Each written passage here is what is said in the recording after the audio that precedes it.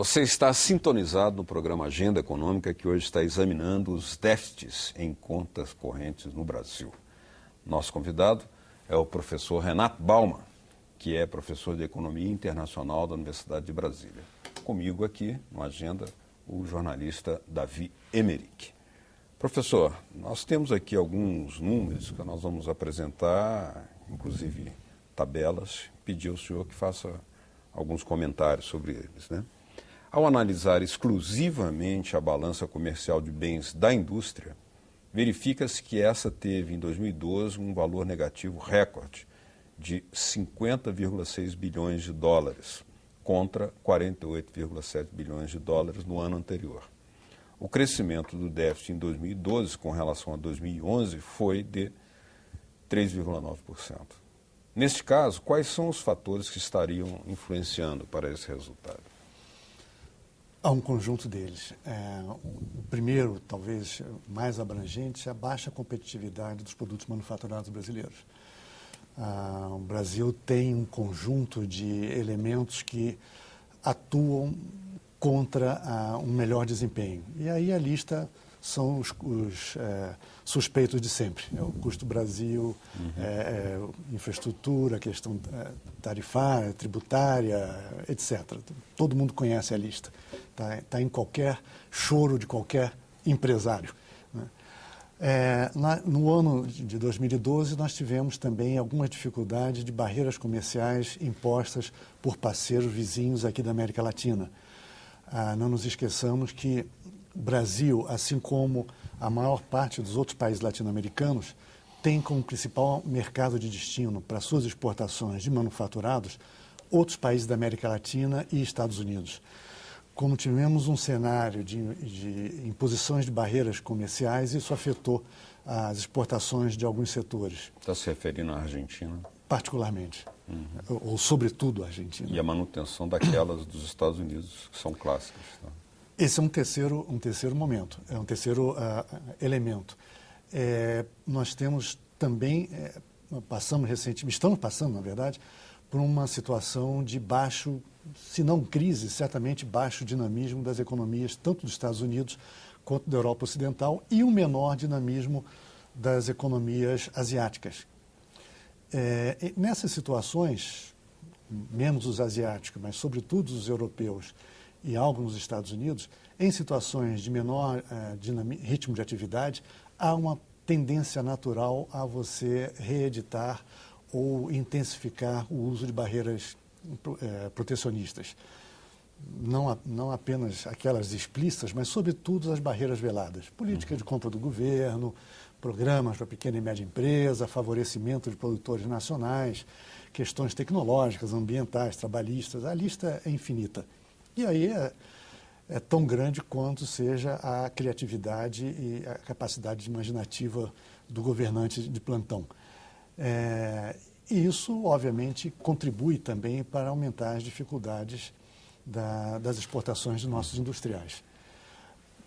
Mesmo com uma variação favorável nesse sentido da taxa de câmbio, como a que a gente experimentou, sobretudo na segunda metade do ano passado, não foi suficiente para compensar essa baixa competitividade. Professor, ainda focalizando o déficit comercial nos bens da indústria, em 2011 sobre 2010 ele registrou um aumento de nada menos do que 40% após uma evolução de 316% em 2010.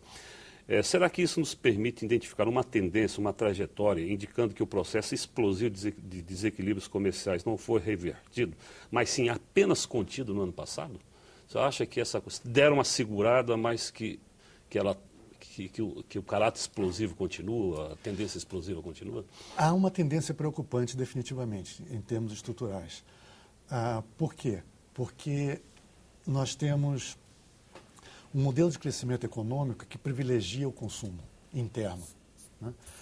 Se você olhar os números, a taxa de crescimento do consumo de produtos industrializados cresceu nos últimos anos de forma muito acentuada.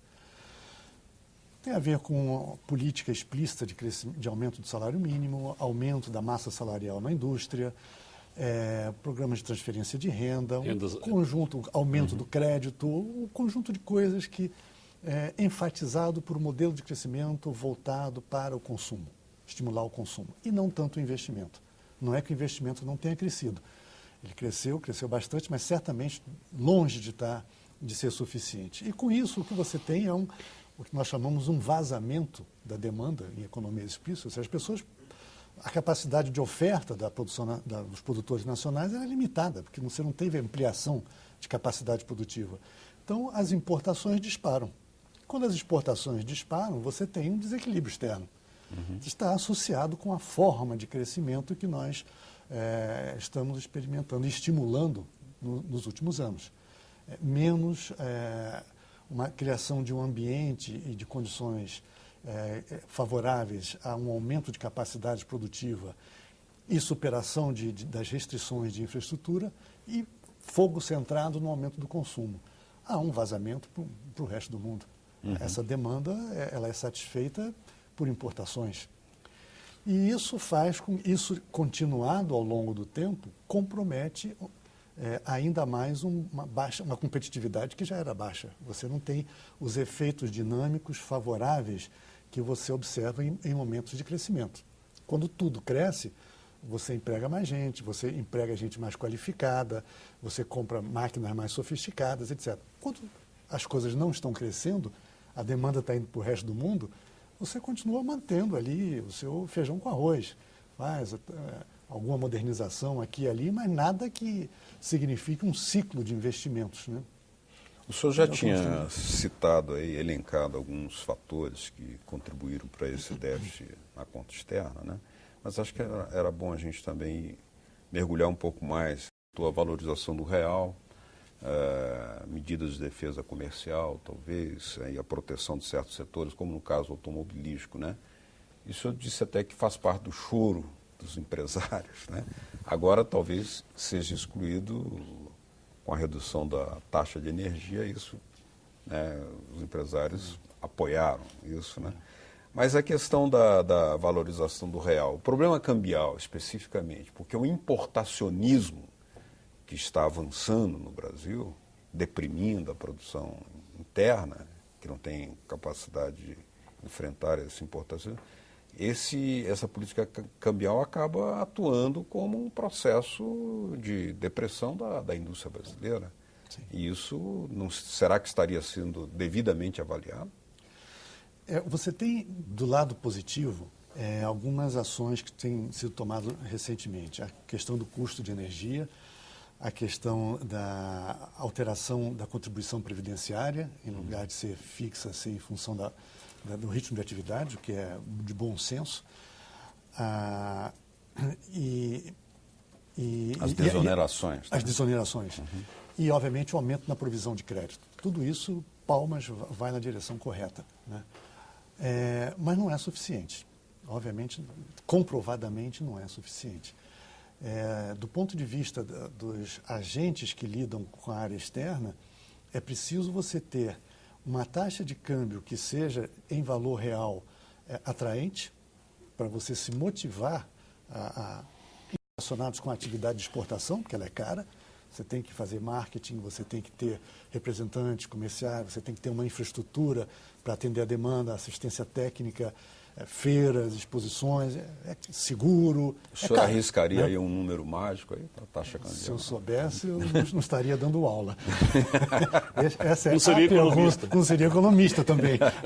Essas coisas, essa pergunta não se faz ao economista. A gente tenta entender o passado. Só jornalista para fazer coisas para o futuro não pertencem ao nosso campo de especialização.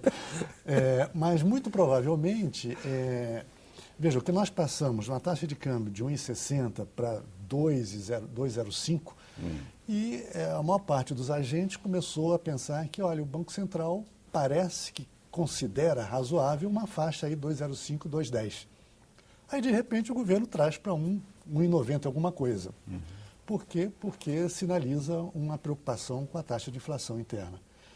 E aí a gente tem uma certa incompatibilidade macroeconômica.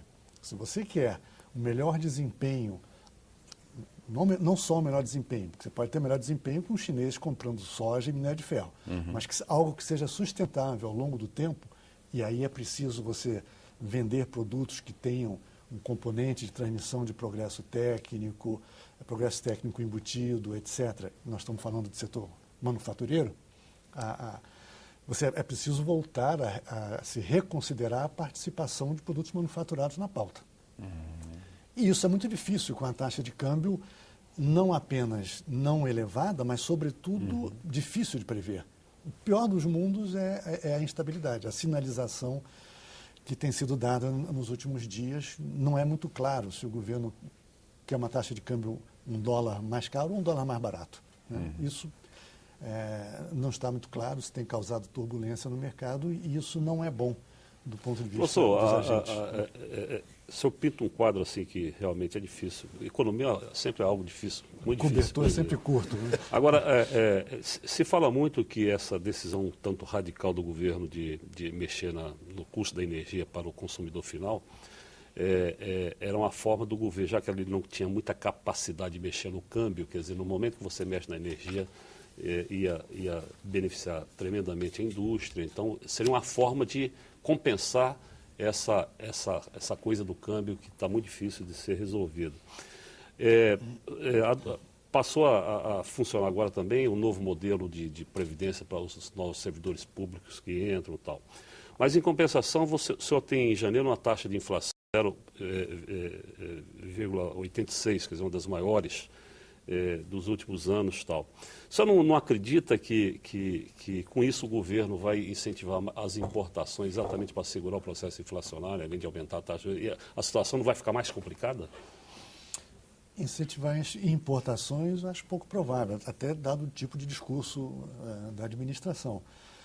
Muito provavelmente as importações vão crescer como resultante, não como objetivo de governo, né? Essa desoneração da folha salarial, a redução do custo da energia elétrica, etc., que eu disse que vão na direção positiva, são dois de uma lista enorme de elementos que oneram a estrutura produtiva brasileira.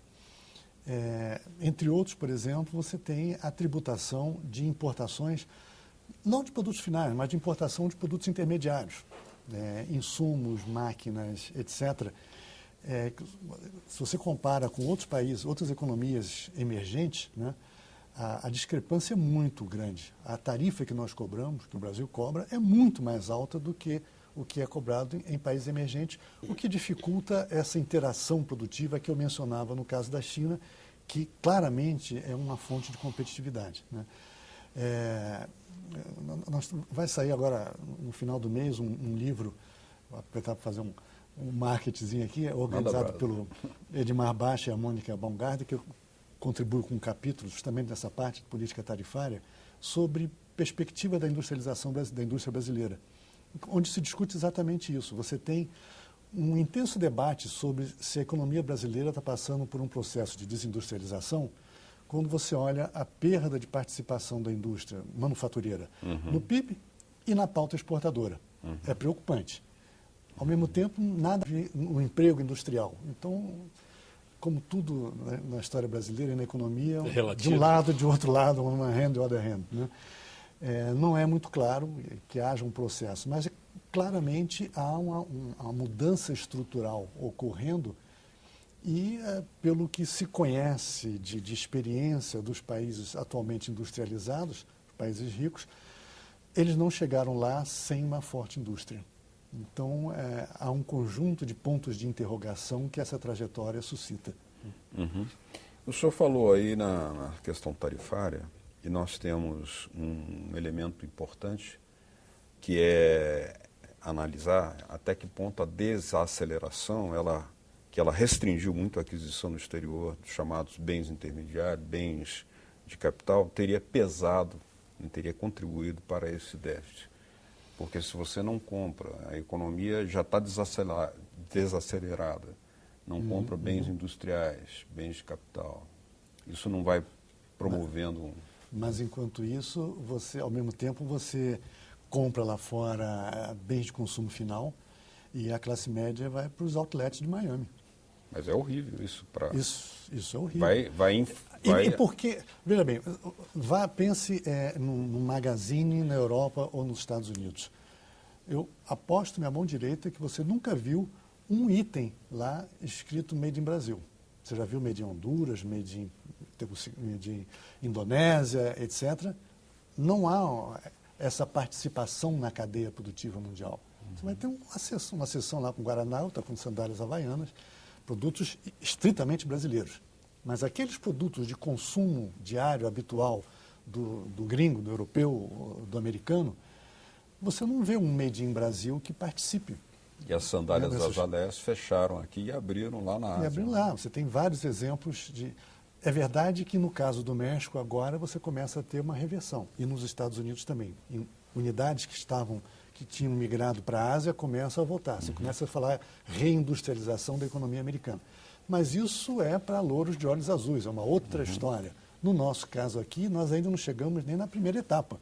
Nós não chegamos a participar desses canais. E o que eu quero dizer com isso é, com tudo isso, é muito mais barato, compensa você tomar um empréstimo, comprar uma passagem para ir a Nova York, Miami, comprar o seu guarda-roupa lá, você vai ter lucro.